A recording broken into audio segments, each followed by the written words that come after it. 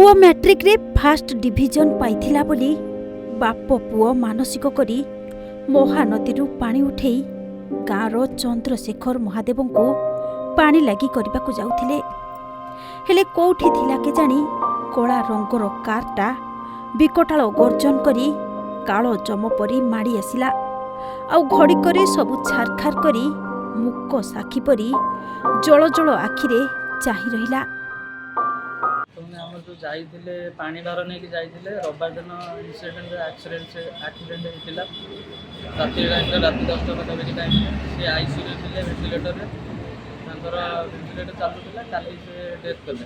आम चाहूजे प्रशासन अनुरोध चाहूँ कि जो बापा माँ अच्छा न्याय मिले। हाँ आज्ञा, श्रावणी पानी भार कांधे काउड़िया उपरे नरहंता कार चढ़ीगला। बोलबम डाक घड़िकरे विकल रड़ी रे परिणत होगला।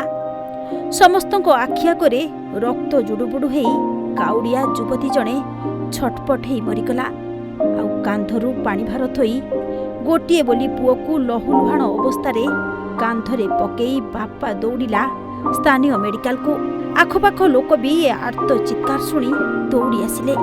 हेले सेतेबेलकु सब सरी जाइथिला।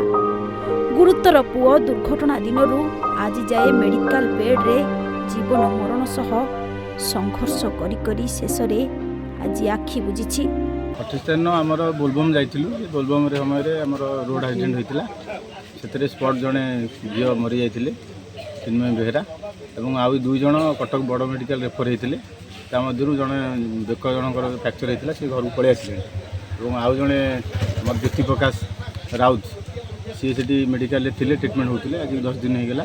आज प्राय 7:30 पाखापाखि हम खबर पाइलु जे से डेथ हो गोटे बोली पुओ को हरैबा परे बापा माँ पागल हो जाइछन्ति जेमिति।